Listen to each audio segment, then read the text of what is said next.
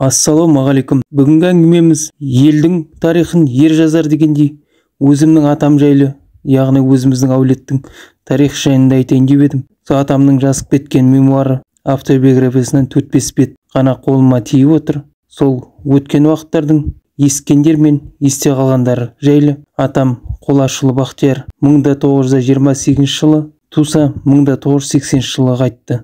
Біздің әулет кіші жүз Әлімұлы Төртқара Қаракістен, оның ішіндегі Есеннен Босқын Самұрат Мамырбай болып туамыз. Ал Босқыннан Сарбас мен оның ішінде Нысанбаймын. Нысанбайдан Байболат, Жанболат, Ағатай, Күшебай, ең кенжесі Кенжалы туады.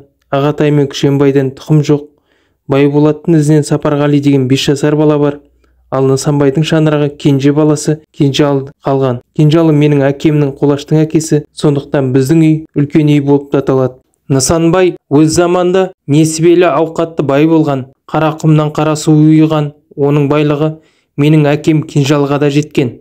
Оған дәлел сол байлықтың әрекетімен бір жылы, яғни 1903 жылы осы күнгі Қызылжар басының бер жағындағы Жоса өзенінің бойында біздің қонысымыз бар. Сонда қыстай отырғанда қатты боранда 1000-нан астам өзінің жеке қойы мен Кенжалы атам ығып кетіп боранға үсіп далада өлген. Сүйегін қар кеткесін іздеу салумен шаққа тапқан. Тауға келген кісіге көптеп мал, ақша қаражат сүйінші ретінде берген.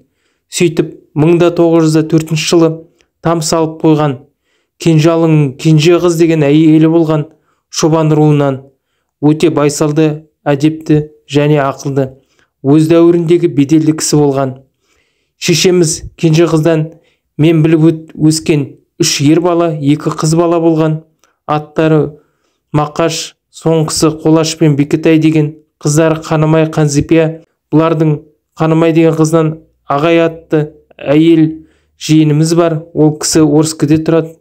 2 ер бала, 1 қыз баласы бар.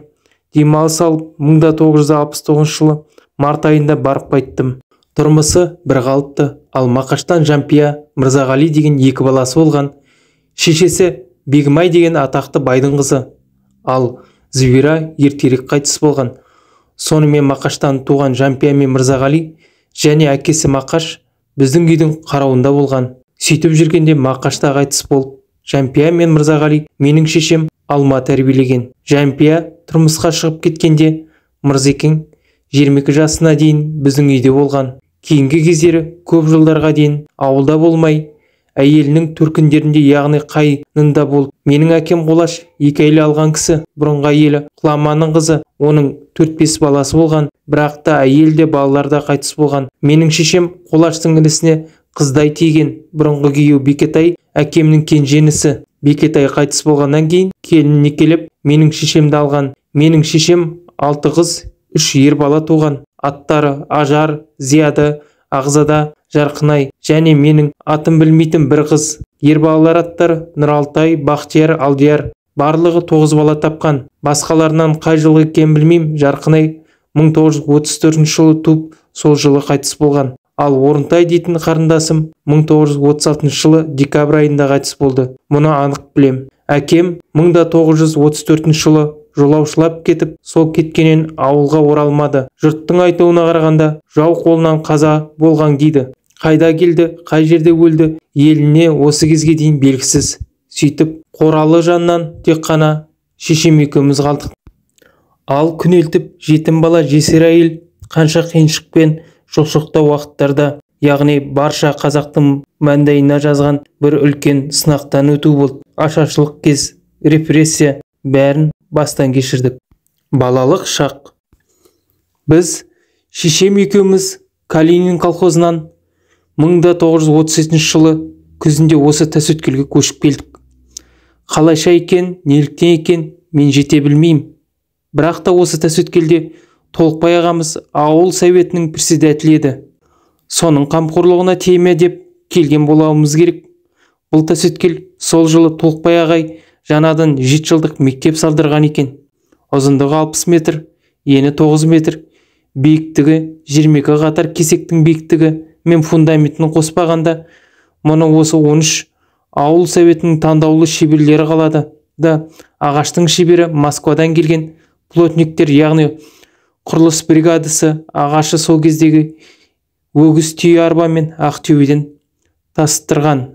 Сол ағашты қос қоларымен тақта етіп жігіттер тілген. Осы кезде станок те, пилорама да жоқ. Міне сондай еңбекпен салған жаңа мектепке мен бастауыш классының 1-ші классында оқыдым. Оқытқан адам мұғалімім сол кездегі мектеп директоры Інгібаев Хаманжан дегеннің әйелі. Ұлты татар, фамилиясы Асхатова Гаухар деген. Міне сөйтіп 1937 жылы 7 жасымда 1-ші класста оқыдым. Келесі жылы өзіміздің ауылға көшіп барып, онда 1941 жылдың оқу жылына дейін 4-ші сыныпта оқыдым. Мұнда оқытқан мұғалімдер Санабаев, Молдаш, Нұрсейттер еді.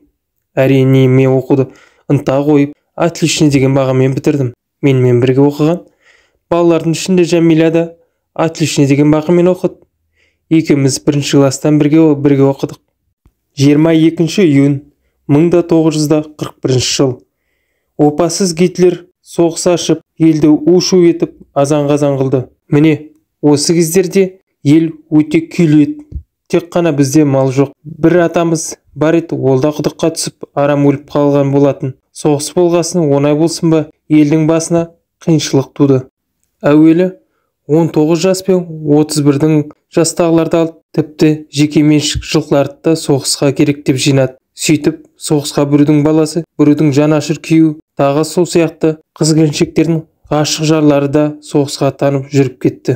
Міне, осы 1941 жылдың күзінде егін өз әлінше бітік шығып, бірақ та күз жаңбырлы болып, катоктасқа бидай түспей қырман басына 40-50 келі келсап жинап, қыз-келіншектер бидайды келдектетіп келмен түйіп, онан түскен бидайды өгіз арбамен тәсөткелдегі зерна складқа тиеттірді. Мұны мен өз көзіммен көрдім. Қорқыта айтқанда 1942 жылдың сентябрь айында соғысқа 1893 жылғы мен 1924 жылғы туғандар соғысқа алынып кетіп болды. Ауылда қыз-келіншектер мен кексе әйелдер, шал-кемпірлер мен жасөспірім балалар қалды. Мен өзім жаз айларында Мыса деген ағайға атқосшы болып, күзде Тасөткелдегі 7 жылдық мектепте оқыдым. 1944 жылы 7-ші класты бітірдім. Отличномен. Мына төмегілер оқыды.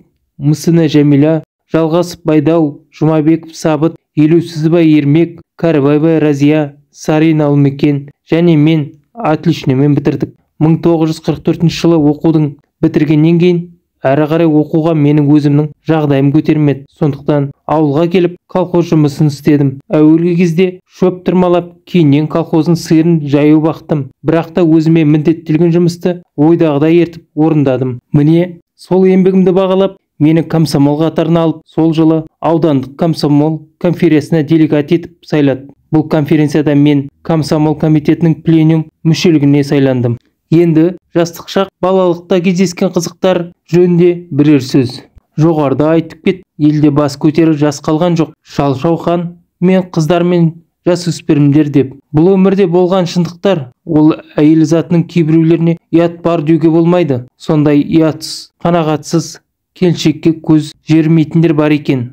Бұған дәлел 15-16 жастағы қыздар 60-қа келген шалдармен ойнап күліп салтанат құрды. Кейбір жас келіншектер колхоздың басқарма бригадирлермен өзінің некелі күйеулерінде ойнап күлді. Міне осындай жиіркенішті уақыттар өтіп жатты. Енді бұл жағдайларды қоя тұрып, өзім жайлы және өзім қатарлы қыздар жөнінде біраз тоқтайын. Біздің ауыл мен Ақтастың арасы 4-5 километр ақ жер. Сондықтан екі ауылдың балалары мен қыздары бірге ойнаймыз. Ол кезде суға түсіп ойнау, қыздардың киімдерін бермей жалындыру, өздерімен тырдай жалаңаш бірге түсіп ойнау деген әдетке айналған еді. Біздер Жәмиля, Күмісай, Ақкүміс, Зиба, Айша, Ырза және тағысын тағылар бірге өстік. Олар өздерінің қыз екенін, біздер еркек екенімізді әбден айыра білетін жасқа келгенбіз. Қыздар қызыл орамал тартып, жалпыншақ салған көйлек киетін еді. Оңаша болмаса, ер балалар мен кісілердің көзінше сөйлесуге ұялатын, әдеп сақтайтын тәртібі бар еді. Алғашқы махаббаттың тұтынуы.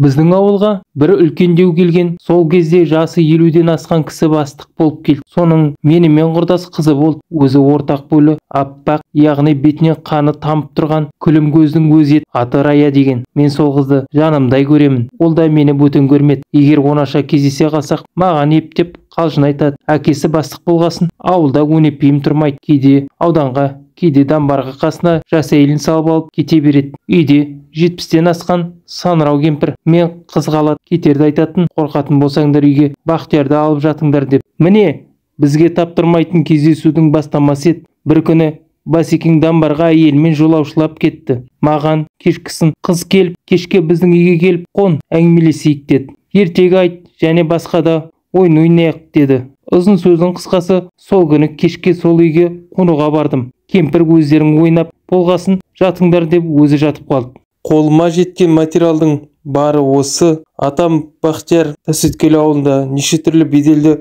қызметтерде болды. Әжем Дәмежан екеуінің 7 ұлы, 1 қызы. Қанша қиындықтар мен тағдырдың сынына түссе де мойынған кісі емес. Әрі әрқашанда білімге құштарлығы мол. Үйінде шағын кітапханасы болды. Мен өзім балалық кезінде де ол көп кітабын оқитын едім. Әрі ауыл ақсақалдары да әрқашан жақсы ойда еді, еске алатын еді. Атам ауылдың қасындағы сол бұрынғы қыстағы Шәмпік деген жердің қасында жерленді. Артынан қалған 7 ұлдан туған немере шөберелер бір жиналғанда бір елдей боламыз. Құдайға шүкір, еліміз аман, жұртымыз тыныш болсын. Ешқашан соғыс пәледен аман болайық. Әрі каналыма тіркеліп, лайк басып, комментарий жазыңыздар.